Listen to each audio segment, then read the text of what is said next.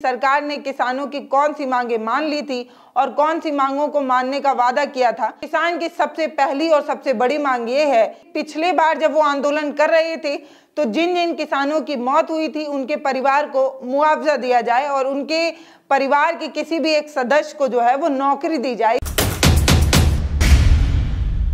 आश्चर्य की बात है कि अभी तक की सभी सरकारों ने एक ही बात कहा है। सब यही कहते हैं कि किसान का सबसे बड़ा वाला रक्षक कोई है तो वो मैं हूं। किसानों का हमसे ज्यादा भला कोई कर भी नहीं सकता। किसानों के लिए सबसे ज्यादा कोई काम किया है तो हमने किया है। पर अफसोस की बात यह है कि सरकारें जो दावा करती हैं, किसानों की स्थिति वैसी बिल्कुल भी नहीं है और ना वैसी स्थिति बन पाई है। किसान ना सुखी हो पाया है, ना समृद्ध हो पाया है, ना उसकी जीवन में किसी तरीके का कोई रस भर पाया है। लेकिन सरकारें दावा करती रहती हैं। सरकारें आती हैं और जाती हैं, कभी कोई आता है, कभी कोई आता है, कभी कोई जाता है, कभी कोई आता है और सब दावे करते रहते हैं। सरकारें बार बार ये कहती हैं कि हम बहुत बढ़िया काम कर रहे हैं किसानों के लिए, ये वाली नीति लाए हैं, इससे बहुत बढ़िया लाभ होगा, वो वाली नीति लाए हैं, इससे किसान समृद्ध होगा, किसानों की स्थिति बेहतर होगी, लेकिन कुछ नहीं हो पाया है। इस वाले बढ़िया कानून से किसान जो है वो काफी समृद्ध होने वाला है, लेकिन आज तक स्थिति सुधरने का नाम ही नहीं ले रही। सबसे बढ़िया वाले नीति और सबसे बढ़िया वाले कानून के बावजूद भी किसान की स्थिति जस की तस बनी हुई है। किसान की स्थिति सुधर ही नहीं रही है। किसान के हालात जस के तस बने हुए हैं, उसकी बेबसी लाचारी जस की तस बनी हुई है। कितने भी नियम आ गए, कितने भी कानून आ गए, कितनी भी चीजें बन गई, लेकिन कुछ नहीं हुआ। किसान की स्थिति परेशानी तस बनी रही, उसके मरने का आंकड़ा वैसा ही बनता रहा, आत्महत्या का रेशियो बढ़ता रहा, नियम और कानून बढ़ते रहे, लेकिन हुआ कुछ भी नहीं। अभी की मौजूदा सरकार बीजेपी ने भी ऐसे कई नियम और कानून बनाए और ऐसे कई दावे किए, जैसे कि बीजों को लेकर सब्सिडी देना, किसान सम्मान निधि योजना और ऐसे कई कानून जिसमें ये बताने की कोशिश की गई कि देखिए जी, किसानों की स्थिति सुधर गई है, किसानों के लिए हमने कई नीतियां बना दी हैं जिससे किसानों की आय दुगनी हो जाएगी, किसानों की स्थिति सुधर जाएगी, किसान अब खुश होगा।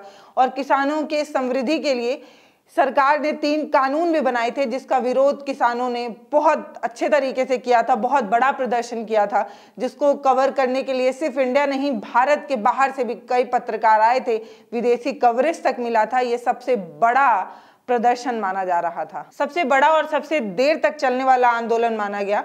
बताया गया कि किसान आंदोलन, ये जो आंदोलन है, ये सबसे बड़ा आंदोलन है और इस आंदोलन में जो कवरेज है वो विदेशी कवरेज तक हुआ, जिसका फलसफा ये हुआ कि सरकार को अपने तीनों कानून वापस लेने पड़े।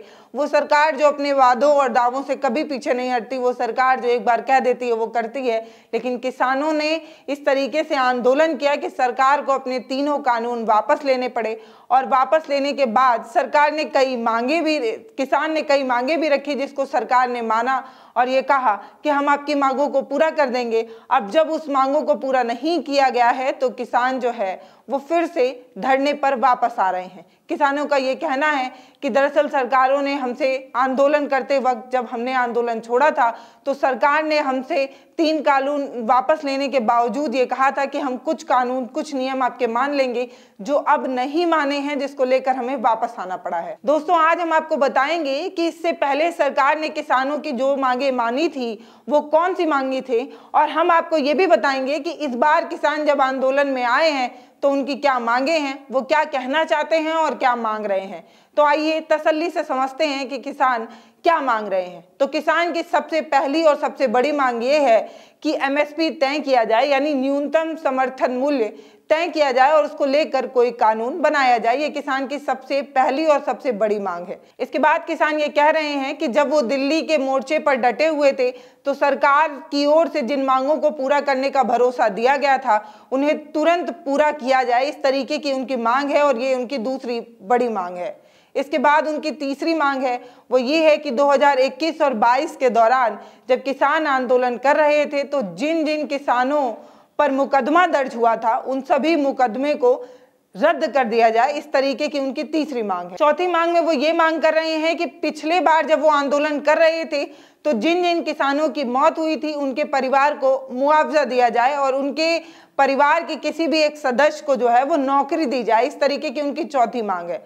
पांचवी मांग वो ये करते हैं कि लखीमपुर खीरी में जो हिंसा हुई थी उसमें जो पीड़ित थे, केंद्र सरकार जो है उनको न्याय दे और उनके परिवार के सदस्य को नौकरी दे। आप सभी को पता है कि एक बड़े नेता के बेटे ने कैसे गाड़ी से टक्कर मारकर किसानों की हत्या की थी या मौत के घाट उतारा था। अब किसान ये चाहते हैं कि लखीमपुर खीरी में जो हिंसा हुई थी उसमें जो पीड़ित परिवार है उसको केंद्र सरकार न्याय दे और एक नौकरी भी दे। इस तरीके की उनकी पांचवी मांग है। तो उनकी छठवीं सबसे बड़ी मांग ये है कि सारे कर्ज को माफ कर दिया जाए, चाहे वो सरकारी हो चाहे गैर सरकारी हो। इसके बाद पेंशन की भी मांग की जा रही है। ये बताया जा रहा है कि 60 साल के ऊपर के जो भी किसान मजदूर हैं उनको 10,000 रुपए पेंशन दी जाए। इस तरीके से उनकी 7वीं मांग है। इसके अलावा ये और भी कई तरीके की मांग करते हैं। 8वीं मांग में ये भत्ता बढ़ाने की मांग करते हैं। ये कहते हैं कि कृषि व दूध उत्पादों, फलों, सब्जियों और मांस के आयात शुल्क को कम करने के लिए भत्ता बढ़ाने की ये मांग करते हैं। इस तरीके की और भी कई मांगे हैं जिसको लेकर किसान जो है वो अब दिल्ली जाना चाहते हैं, दिल्ली कूच करने की मांग कर रहे हैं।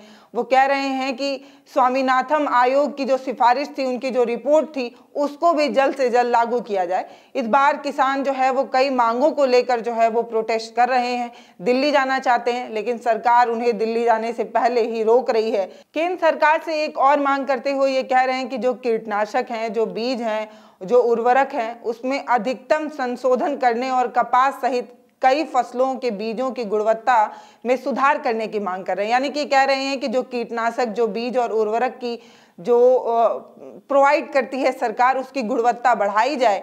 इस तरीके की मांगों को लेकर जो किसान हैं वो आगे बढ़ रहे हैं। इसमें सबसे बड़ी मांग जो है वो एमएसपी को लेकर है और जो स्वामीनाथन की जो रिपोर्ट है उसको लागू करने को लेकर है। एमएसपी तय करना एक सबसे बड़ी मांग है जिसको लेकर किसान जो है वो प्रोटेस्ट करने को उमादा है। आप देख भी रहे होंगे कि शंभू बॉर्डर से जिस तरीके की तस्वीर सामने आ रही है वो हैरान करने वाली है कि कैसे सरकारों ने, कैसे सुरक्षा बलों ने किसानों को रोकने के किस तरीके के इंतजामात किए हैं, किस तरीके से बैरिकेटिंग लगाई गई है। कई कई लेयर में बैरिकेटिंग लगाई गई है, 7-7 परतें बनाई गई हैं ताकि किसान जो है वो दिल्ली की तरफ ना बढ़ सके, शंभू बॉर्डर से आगे ना बढ़ सके। आज तीसरा दिन है। आप सभी देख रहे हैं कि कैसे ड्रोन कैमरे से किसानों पर जो है वो आंसू गैस के गोले फेंके जा रहे हैं। ड्रोन कैमरे का इस्तेमाल हो रहा है।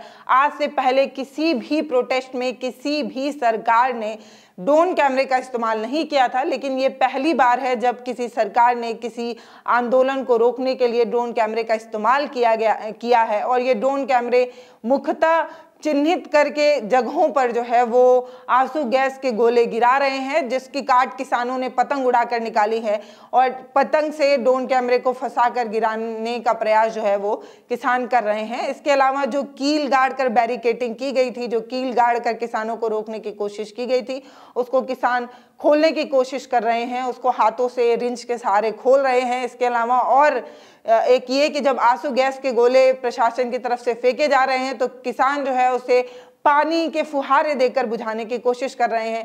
पूरे 2 दिन बीत गए हैं, इस तरीके की तस्वीरें लगातार आ रही हैं। आप देख भी रहे होंगे कि कैसे पंजाब और हरियाणा के जो किसान हैं शंभू बॉर्डर पर डटे हुए हैं, वो दिल्ली जाना चाहते हैं, प्रशासन उनको रोकना चाहती है। और इसी मशक्कत के बीच जो तस्वीरें आ रही हैं वो काफ़ी डरावनी है, काफी चिंता करने की विषय है। हरियाणा की सीमा में दाखिल होने पर आमादा किसानों को रोकने के लिए शंभू बॉर्डर पर कड़ी व्यवस्थाएं की गई हैं। कटीले तार बिछाए गए हैं, बैरिकेटिंग की गई है और कई अर्धसैनिक बलों की तैनाती की गई है। किसी भी तरीके से किसानों को रोकने की पूरी व्यवस्था की जा रही है।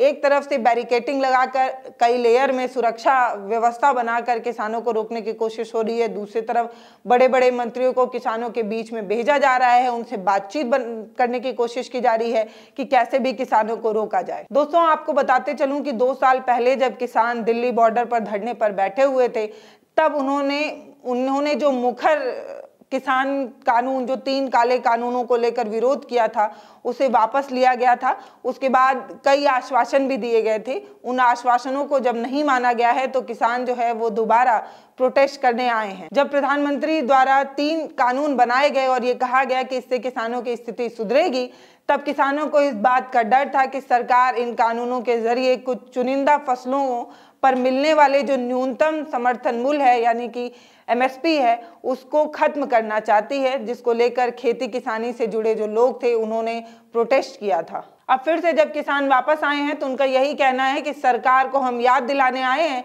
कि उन्होंने हमसे जो वादा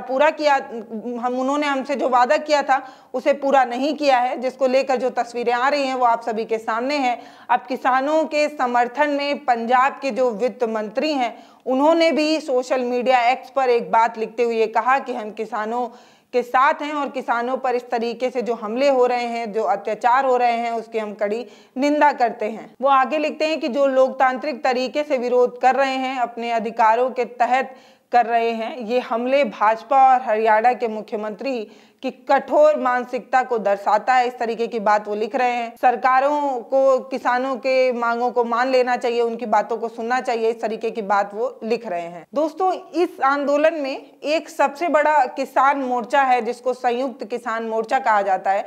जो पिछले आंदोलन में आपको बार बार इस मोर्चे का नाम सुनाई दे रहा होगा, संयुक्त किसान मोर्चा, वो इस आंदोलन में शुरुआत में साथ नजर नहीं आया था, लेकिन अब उसने ये कहा है कि हम भी किसानों के साथ हैं। किसानों पर जो अत्याचार हो रहा है वो बहुत डराने वाला है और इस तरीके के अत्याचार किसानों पर नहीं होने चाहिए। और वो आगे ये कहते हैं कि हमने दिल्ली चलो का नारा नहीं दिया था, लेकिन हम ये चाहते हैं कि सरकार ने जो बातें कही थी, जो हमारी मांगे बोली थी हमें देने के लिए, वो सरकार को जरूर देना चाहिए। किसानों का ये कहना है कि सरकार ने पिछली बार एमएसपी देने का वादा किया था, अब सरकार उस एमएसपी से पीछे हट रही है। किसानों का ये भी कहना है कि जिनको भारत रत्न देने की बात सरकार कर रही है, बीजेपी कर रही है, स्वामीनाथन जी, उनकी रिपोर्ट जब सामने आती है, उनकी रिपोर्ट को भी सरकार जो है वो मानने को तैयार नहीं है। एक तरफ तो भारत रत्न देने की कोशिश कर रही है और दूसरी तरफ उन्हीं के रिपोर्ट को लागू नहीं कर रही है, उसी रिपोर्ट को किसान जो है वो लागू कराना चाहते हैं। तो दोस्तों, इस वीडियो में आपने दो चीजें बहुत बार बार सुनी होगी। वो स्वामीनाथन रिपोर्ट के बारे में आपने मेरे मुंह से बार बार सुना होगा और दूसरी चीज सुनी होगी एमएसपी। तो आगे वाले वीडियो, इसके बाद का जो वीडियो होगा उसमें मैं आपको बताऊंगी कि दरअसल एमएसपी होता क्या है और एमएसपी अगर लागू हो जाता है तो उससे क्या कुछ बदल सकता है। ये जानने और समझने की कोशिश हम अगले वीडियो में करेंगे। लेकिन अभी की जो हालात हैं वो बहुत गंभीर हैं।